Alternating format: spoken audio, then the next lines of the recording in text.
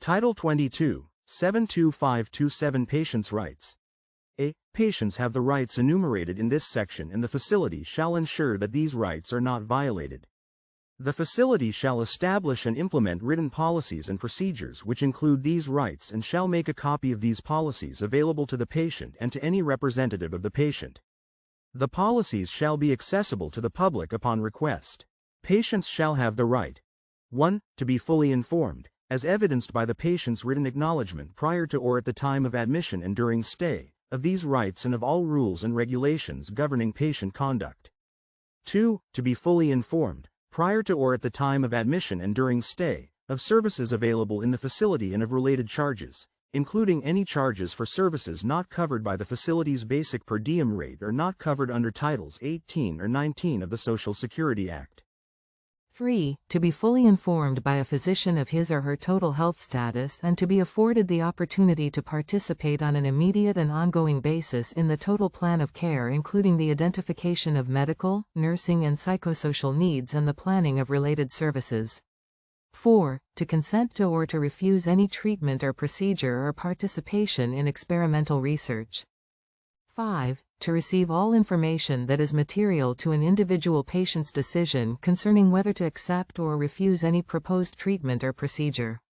The disclosure of material information for administration of psychotherapeutic drugs or physical restraints or the prolonged use of a device that may lead to the inability to regain use of a normal bodily function shall include the disclosure of information listed in Section 72528b. 6. To be transferred or discharged only for medical reasons, or the patient's welfare or that of other patients or for non-payment for his or her stay and to be given reasonable advance notice to ensure orderly transfer or discharge. Such actions shall be documented in the patient's health record. 7. To be encouraged and assisted throughout the period of stay to exercise rights as a patient and as a citizen, and to this end to voice grievances and recommend changes in policies and services to facility staff and/or outside representatives of the patient's choice, free from restraint, interference, coercion, discrimination or reprisal. 8. To be free from discrimination based on sex, race, color, religion, ancestry, national origin, sexual orientation, disability, medical condition, marital status, or registered domestic partner status. 9. To manage personal financial affairs, or to be given at least a quarterly accounting of financial transactions made on the patient's behalf should the facility accept written delegation of this responsibility subject to the provisions of Section 72529. 10. To be free from mental and physical abuse. 11. To be assured confidential treatment of financial and health records and to approve or refuse their release, except as authorized by law.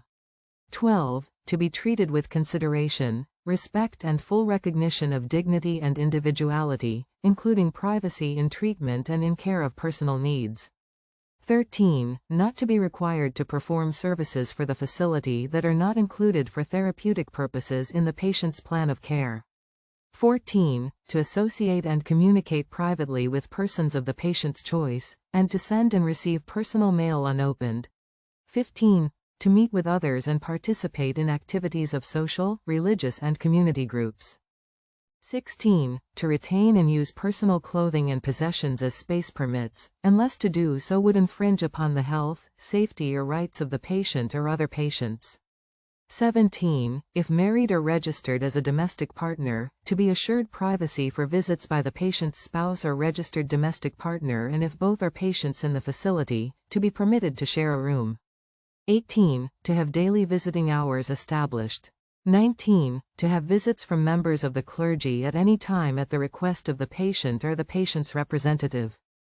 20. To have visits from persons of the patient's choosing at any time if the patient is critically ill, unless medically contraindicated. 21. To be allowed privacy for visits with family, friends, clergy, social workers or for professional or business purposes. 22. To have reasonable access to telephones and to make and receive confidential calls. 23. To be free from any requirement to purchase drugs or rent or purchase medical supplies or equipment from any particular source in accordance with the provisions of Section 1320 of the Health and Safety. 24. To be free from psychotherapeutic drugs and physical restraints used for the purpose of patient discipline or staff convenience, and to be free from psychotherapeutic drugs used as a chemical restraint as defined in Section 70/2018, except in an emergency which threatens to bring immediate injury to the patient or others. If a chemical restraint is administered during an emergency, such medication shall be only that which is required to treat the emergency condition and shall be provided in ways that are least restrictive of the personal liberty of the patient and used only for a specified and limited period of time. 25. Other rights as specified in Health and Safety Code, Section 1599.1. 26. Other rights as specified in Welfare and Institutions Code, Sections 5325 and 5325.1, for persons admitted for psychiatric evaluations or treatment. 27. Other rights as specified in Welfare and Institutions Code Sections 4502, 4503 and 4505 for patients who are developmentally disabled as defined in Section 4512 of the Welfare and Institutions. B. A patient's rights, as set forth above, may only be denied or limited if such denial or limitation is otherwise authorized by law. Reasons for denial or limitation of such rights shall be documented in the patient's health record. C. If a patient lacks the ability to understand these rights and the nature and consequences of proposed treatment, the patient's representative shall have the rights specified in this section to the extent the right may devolve to another, unless the representative's authority is otherwise limited. The patient's incapacity shall be determined by a court in accordance with state law or by the patient's physician unless the physician's determination is disputed by the patient. D. Persons who may act as the patient's representative include a conservator, as authorized by Parts 3 and 4 of Division 4 of the Probate Code, commencing with Section 1800, a person designated as attorney in fact in the patient's valid durable power of attorney for health care, patient's next of kin, other appropriate surrogate decision-maker designated consistent with statutory and case law, a person appointed by a court authorizing treatment pursuant to Part 7, commencing with Section 3200, of Division 4 of the Probate Code, or, if the patient is a minor, a person lawfully authorized. Patient's rights policies and procedures established under this section concerning consent, informed consent and refusal of treatments or procedures shall include, but not be limited to the following.